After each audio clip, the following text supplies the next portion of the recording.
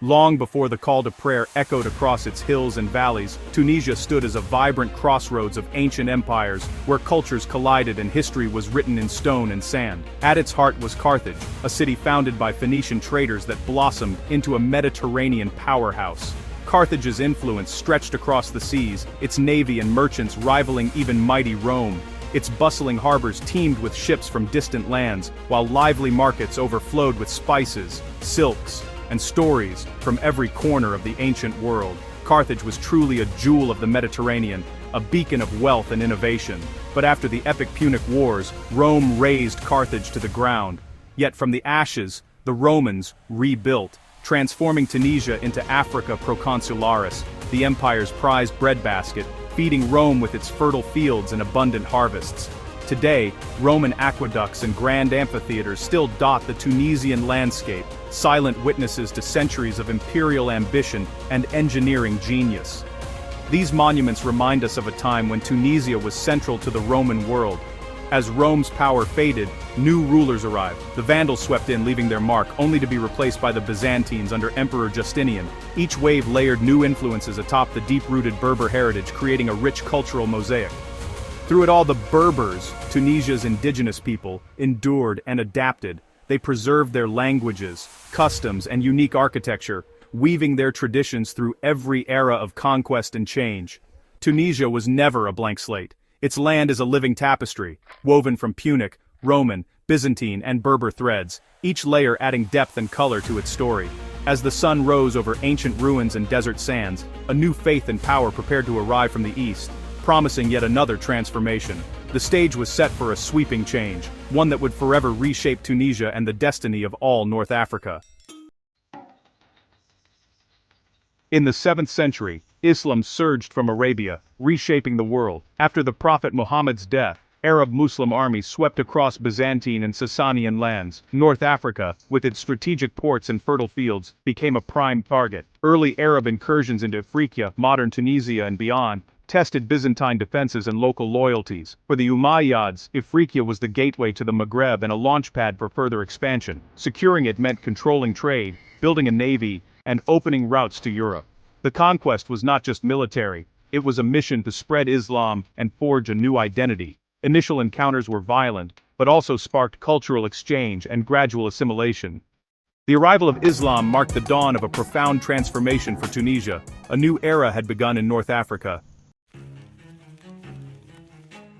Islam's arrival in Africa was a decades-long struggle, not a single conquest. The region, known today as Tunisia, was a crossroads of civilizations, where Roman, Byzantine, Berber, and Arab worlds collided. The transformation of Africa was not swift, but rather a slow-burning conflict that would reshape the destiny of North Africa. In 647 AD, Abdullah ibn Saad's victory at Sufatula shattered Byzantine power but didn't secure permanent control. The Byzantines, though weakened, still clung to their strongholds, and local Berber tribes fiercely defended their lands. The early Arab incursions were more like probing raids than full-scale invasions, testing the resolve of the defenders. True colonization began with Uqba ibn Nafi, who aimed to establish a lasting Arab-Muslim presence. He envisioned not just conquest, but the foundation of a new society rooted in Islamic faith and culture. Uqba's campaigns marked a shift from raids to settlement, laying the groundwork for a new society. He founded Kairouan, which would become a beacon of Islamic learning and a center for trade, faith, and administration in the Maghreb. Resistance was fierce. Byzantine garrisons and Berber tribes, led by the legendary Kahina, fought back. The Berbers, with their deep roots in the land, saw the Arab advance as a threat to their independence and traditions. Kahina's stand became a symbol of Berber resilience, but the Umayyads pressed on. Her leadership inspired her people, but ultimately, the tide of history was turning. Successive generals, like Hassan ibn al-Numan, targeted strategic coastal cities, cutting off Byzantine support. These cities were vital links to the Mediterranean world, and their capture isolated the remaining defenders. The struggle was grueling, with cities changing hands and cultures clashing.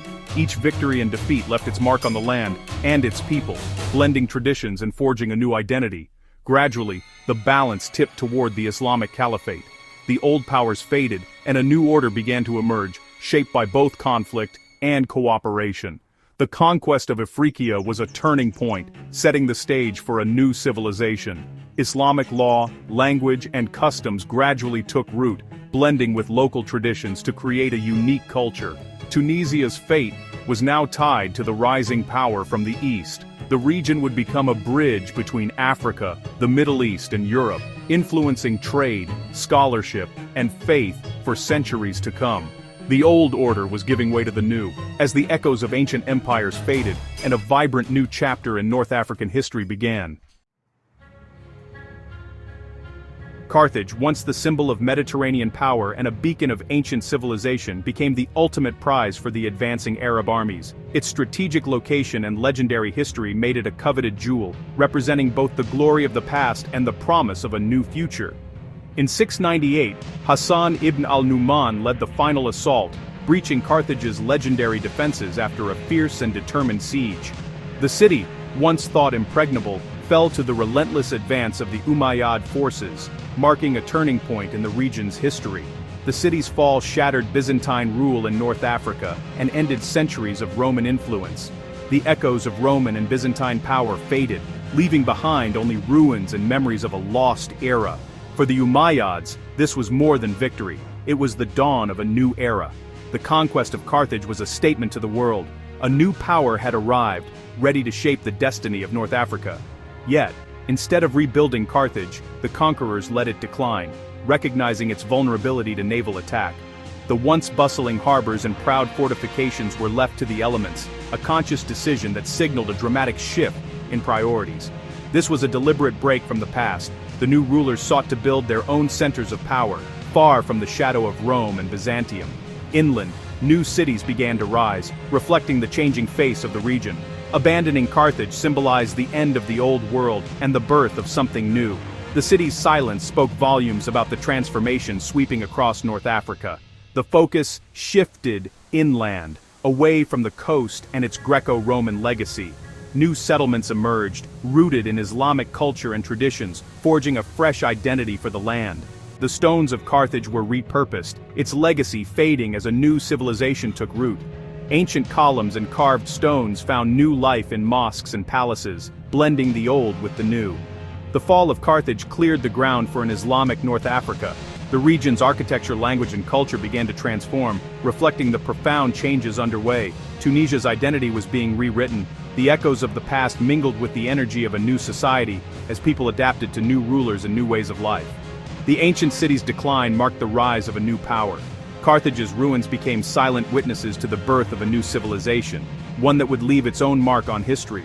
A new chapter was beginning as North Africa stepped boldly into an era shaped by Islamic culture, innovation, and ambition. While Carthage faded, a new city was rising inland, Kairouan. Founded by Uqba ibn Nafi in 670, Kairouan was strategically placed away from the vulnerable coast. It began as a garrison town, but quickly became the heart of Islamic Africa. The Great Mosque of Kairouan anchored the city as a center of faith and learning. Kairouan attracted scholars, merchants, and artisans, blending Arab and Berber cultures. The city became a hub for trade, law, and the spread of the Arabic language. Power shifted from the coast to the interior, anchoring Tunisia in the Islamic world. Kairouan's rise marked the birth of a new civilization in North Africa. Islam's spread in Tunisia was as much cultural as military. Arab rule brought stability, a unified legal system, and new opportunities. Trade flourished, connecting Kairouan to the Mediterranean and West Africa. Conversion to Islam opened doors for Berbers, uniting them with the ruling elite. Arabic, the language of faith and administration, gradually became dominant. Mosques and madrasas taught the Quran, embedding Islamic values in daily life. Over generations, Berber and Arab cultures fused, creating a unique Maghrebi identity. Local customs and pre-Islamic traditions were woven into the new Islamic framework. Tunisia became a vibrant center of learning, art, and religious life. The region's transformation was deep and enduring. With Kairouan as its capital, Tunisia became the launchpad for Islam's spread across the Maghreb. Armies and scholars moved west, carrying faith and culture into Algeria, Morocco, and beyond. The Maliki school of law and Arabic language, rooted in Tunisia, shaped the entire region. From Tunisia, Islam crossed into Spain, launching the era of Al-Andalus. The transformation of Tunisia was pivotal, severing ties to Christian Europe and integrating North Africa into the Islamic world. The Maghreb emerged as a region united by faith and language, yet rich in its own identity. Tunisia's legacy endures in its mosques, scholarship, and cultural soul. It remains the gateway of Islam to the West,